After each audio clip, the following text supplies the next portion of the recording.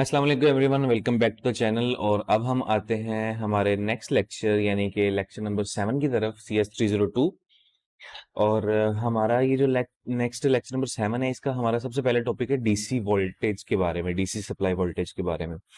अब मैं आपको सबसे पहले बताता चलूं कि दो टाइप की वोल्टेजेस होती हैं, एक होता है एसी करंट और एक होता है डीसी करंट। एक होता है मतलब AC, I think alternate current, and DC हमारा होता है डायरेक्ट करंट, जो कि नॉर्मली बैटरीज और जो छोटे सेल आपने देखे होंगे घरों में या यूपीएस के साथ जो बैटरीज होती हैं उनके अंदर जो करंट होता है वो डीसी करंट होता है। लेकिन यहाँ पे कंप्यूटर के अंदर हमें इस चीज़ की क्यों जरूरत पड़ रही है, क्योंकि जो डीसी करंट होता है वो हमारे कंप्यूटर के अंदर मोस्टली जो करंट यूज हो रहा होता है वो डीसी ही यूज हो रहा होता है। जब हम अपनी पावर सप्लाई अपने सिस्टम के साथ लगाते हैं तो उसके अंदर हमारा डीसी वोल्टेज होता है, हमारे मदरबोर्ड के साथ डीसी वोल्टेज जाता है। एंड उस मदरबोर्ड के ऊपर लगे हुए कंपोनेंट्स लाइक रैम, सीपीयू और डिफरेंट किस्म के जो छोटे छोटे कार्ड्स होते हैं वो सब के सब डीसी सप्लाई वोल्टेज के ऊपर ही काम करते हैं। तो अब देखना ये है कि चूंकि ये हमारी कंप्यूटर की बुक है तो कंप्यूटर की हमारी इस बुक के अंदर जो डीसी सप्लाई वोल्टेज के बारे में बात की गई है, तो कौन कौन सी डीसी वोल्टेज जो है वो काम करती है कंप्यूटर के अंदर। बेसिकली जो काम करती है वो करती है 5 वोल्ट की, जैसे कि सामने यहाँ पे लिखा हुआ है। इसके अलावा 2 से 3 किस्म की और होती हैं। एक तो सबसे स्मॉल होती है लो पावर डीसी जो करंट होता है, लो पावर शॉकी उसको भी कहते हैं, वो नीचे जाके हम देखेंगे। तो सबसे पहले जो लो पावर करंट होता है वो होता है 3.3 वोल्टेज का। उसके बाद जो नेक्स्ट आता है जिसको हम नॉर्मली हाई वोल्टेज कहते हैं, कंप्यूटर की लैंग्वेज में, कंप्यूटर्स के अंदर वो हमारा आता है 5 वोल्टेज का। और इसके बाद हमारे कंप्यूटर्स के अंदर ही 12 वोल्टेज की सपोर्ट भी है। हमारे मदरबोर्ड के ऊपर जो डिफरेंट सॉकेट्स लगी होती हैं जिनके अंदर जो एक्सटेंशन कार्ड्स लग जाते हैं वो 70 वाट तक की जो है वो करंट को सपोर्ट करते हैं, और वो भी 5 वोल्ट या 12 वोल्ट की जो कैपेसिटी है वो यूज करते हैं। तो सबसे पहले बात है यहाँ पे डीसी वोल्टेज सप्लाई की कि TTL based devices works with 5 voltage. तो जो टीटीएल की ट्रांजिस्टर लॉजिक की, मतलब जो ट्रांजिस्टर्स होते हैं लॉजिक की बेस पे जो काम करते हैं वो 5 वोल्ट का करंट जो है वो यूज करते हैं।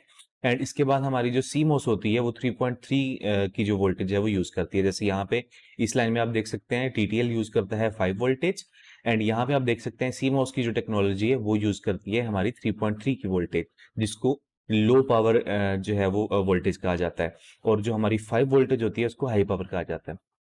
इनफैक्ट जो हमारी सीमोस होती है वो सिर्फ 3.3 पे काम नहीं करती, वो 5 वोल्टेज पे भी काम करती है। और उसकी डिस्क्रिप्शन आप यहाँ से देख सकते हैं इन लाइंस में कि there are two categories of CMOS in terms of DC supply voltage. एक 3.3 voltage which is fast switching but low power, and उसके बाद हमारी आती है 5 वोल्टेज जो कि ऑफ कोर्स हमारी जो है वो हाई पावर होती है। इसके बाद यहाँ पे जो नेक्स्ट आपकी चीज करने वाली है, वैसे तो यहाँ पे ये दो एक टेबल बना के लिखा हुआ है लेकिन इनको करने की इतनी जरूरत नहीं है। आप सिंपल एक चीज याद रख सकते हैं कि जो 3.3 वोल्टेज होती है सीमोस की वो लो पावर वोल्टेज होती है। ऑफ कोर्स लो पावर होने की वजह से लो स्पीड होती है उसकी, ज़्यादा है उसको अगर करंट कम मिलेगा तो उसकी स्पीड भी कम ही होगी। जैसे आप अक्सर हमारे घरों में जब लाइट जाती है और लाइट जाके वापस आती है तो समटाइम्स ऐसे होता है कि लाइट कम आती है, जो अपने उसकी जो मैक्सिमम होनी चाहिए उससे थोड़ी कम आती है। तो आपने नोटिस किया होगा कि पंखे स्लो चलते हैं या लाइट्स जो हैं बल्ब्स की वो डिम हो जाती हैं, वो भी इसीलिए क्योंकि वहां पे वोल्टेज कम आ रही होती है। तो सेम यहाँ पे भी वही रूल अप्लाई होता है कि अगर वोल्टेज कम होगी तो हमारा जो कंपोनेंट होगा उसकी जो टर्निंग स्पीड है, उसकी जो प्रोसेसिंग स्पीड है वो ज़ाहिर है स्लो हो जाएगी। तो सीमोस जो 3.3 वोल्टेज होता है वो लो पावर और स्लो होता है, और जो सीमोस 5 वोल्टेज का होता है वो हाई स्पीड का होता है और हाई पावर होता है ऑफ कोर्स। नेक्स्ट हमारा आ जाता है logic levels and noise margin. अब ये लॉजिक लेवल्स और नॉइस मार्जिन क्या चीज है कि जब किसी भी पॉइंट से, एक पॉइंट से दूसरे पॉइंट पे करंट ट्रेवल करता है, जस्ट फॉर एग्जांपल कि ये जो लाइन बनी हुई है ये एक वायर है और इसके अंदर करंट ने ट्रेवल करना है। इस ये हमारा जो है वो स्टार्टिंग पॉइंट है, एंड ये वाला जो है इस जगह पे हमारा एंडिंग पॉइंट है।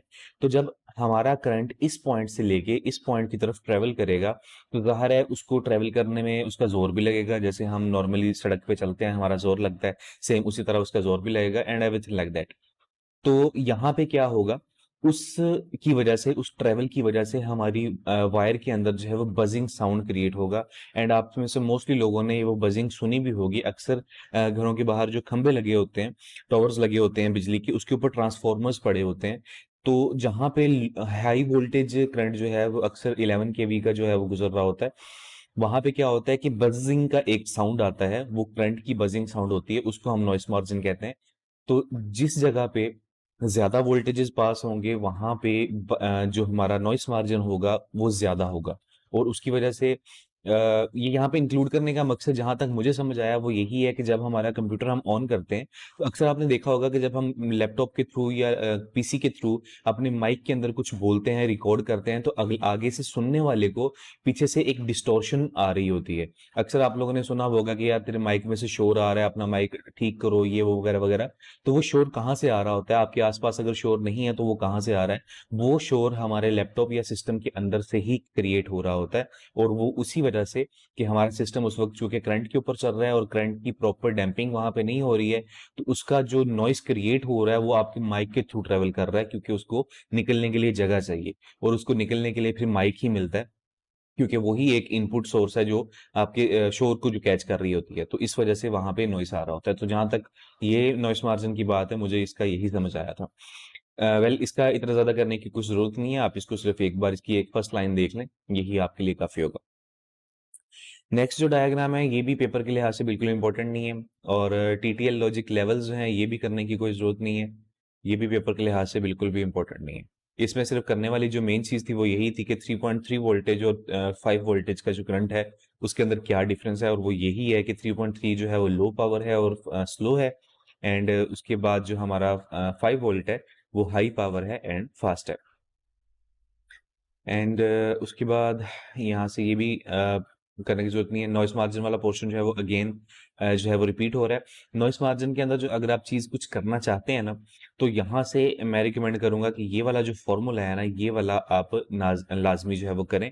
पेपर में आया तो नहीं है वैसे ये वाला कभी भी, लेकिन कोई पता नहीं होता, अगर आ जाए तो फिर अगर आपने बाकी टॉपिक्स किए हो, फॉर्मूला ना किया हो तो नुकसान है। तो बेहतर है कि आप ये वाला फॉर्मूला जो है रीड आउट कर लीजिए। उसके बाद यहाँ से ये भी करने की वाली जरूरत नहीं है, मैं आपको लॉजिक जो है इसका ऑलरेडी समझा चुका हूँ। And scroll down, propagation delay, ये वाला चीज जो है वो करने वाली है। डिले जैसे नाम से ही जाहिर है, किसी भी काम को करते वक्त जो टाइम लगता है जरूरत से ज्यादा। आपने एक एक काम करना था, जैसे आपने आपके टेबल के ऊपर एक गिलास पड़ा हुआ है और आपने उस गिलास को पकड़ के साइड पे रखना है। तो जितना टाइम आपको उस गिलास तक जाने में लगेगा, उस गिलास को पकड़ने में लगेगा, उसको हम कहेंगे डिले। विच मीन्स कि एक स्टार्टिंग पॉइंट से लेके अपने एम को, टारगेट को एम करने के लिए या अचीव करने के लिए, उस चीज को एक्सेप्ट करने के लिए जितना टाइम आपको लग जाता है उसको हम डिले कहते हैं।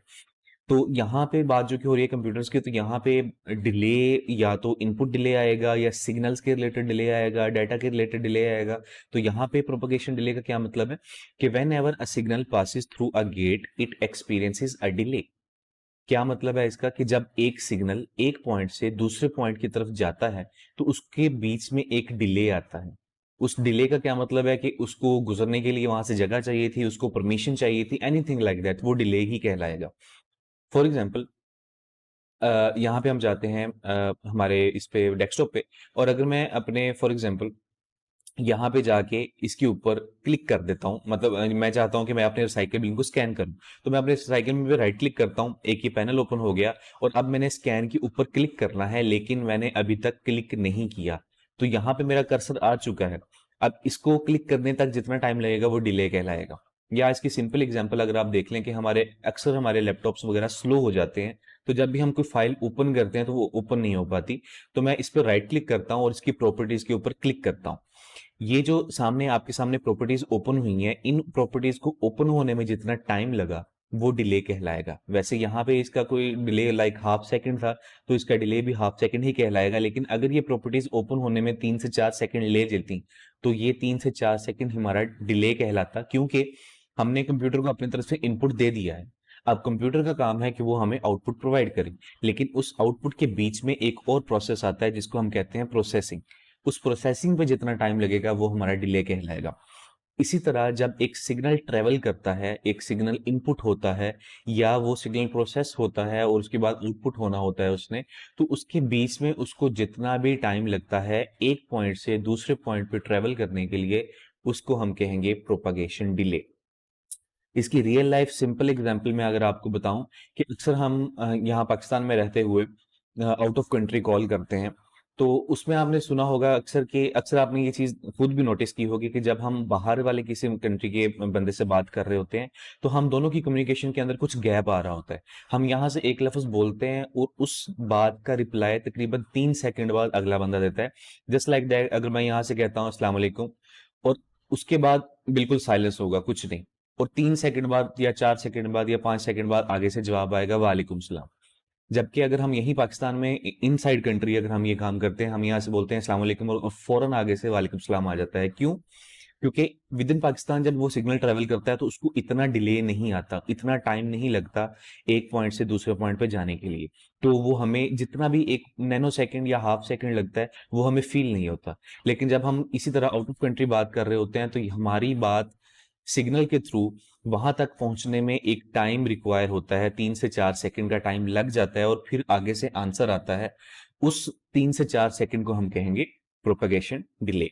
और इसी तरह हमारा ये जो CS302 है, डीएलडी का जो सब्जेक्ट है, इसके अंदर भी जब सिग्नल्स की बात करें तो विद इन मदरबोर्ड अगर हमारे सिग्नल्स ट्रेवल कर रहे हैं या हमारी पावर सप्लाई जो होती है, करंट की कोई भी किसी किस्म की पावर सप्लाई, वो हमारे किसी भी ऑब्जेक्ट को करंट पास कर रही है, उसके बीच में जो सिग्नल्स ट्रेवल करते हैं उन सिग्नल्स को पहुंचने में जितना टाइम लगता है वो हमारा प्रोपगेशन डिले कहलाएगा। जस्ट लाइक दैट, आपने स्विच, पावर का जो स्विच था वो आपने ऑन कर दिया और वहां से करंट जाना था लाइक फैन के अंदर, और जब आपने स्विच ऑन किया तो स्विच ऑन करने के बाद फैन ऑन होने के बीच में 5 सेकंड का टाइम आता है कि आपने स्विच ऑन कर दिया और 5 सेकंड बाद पंखे ने चलना शुरू किया, तो उस 5 सेकंड को हम कहेंगे कि ये हमारा प्रोपगेशन डिले है। वो किसी भी वजह से हो सकता है कि आपका करंट की वोल्टेज कम हो और वोल्टेज वहां तक उसको जब जब तक पंखे को इनफ वोल्टेज नहीं मिलेगी वो नहीं चलेगा। और हो सकता है कि आपके पंखे से लेके उस स्विच के दरमियान में जो वायर है उसका डिस्टेंस बहुत ज्यादा है, तो करंट को वहां से एक पॉइंट से स्विच से लेके पंखे तक ट्रेवल करने में टाइम लग गया। तो किसी भी वजह से जो भी वक्त लगता है उसको हम डिले कहते हैं, और वो अगर सिग्नल को लग रहा हो या करंट को लग रहा हो तो उसको हम प्रोपगेशन डिले कहते हैं। एंड उसके बाद यहाँ से नेक्स्ट जो है ये डायग्राम्स वगैरह करने की जरूरत नहीं, इसके सिमिलर डायग्राम्स आगे आएंगे, उनका जो लॉजिक है वो मैं आपको बाद में बता दूंगा, इसमें फिलहाल करने का कोई भी जरूरत नहीं है। So that's it for the video. हमारे यहाँ पे लेक्चर नंबर 7 हो जाता है खत्म। नेक्स्ट वीडियो में बात करेंगे हम लेक्चर नंबर 8 के बारे में। टेक केयर, अल्लाह हाफिज।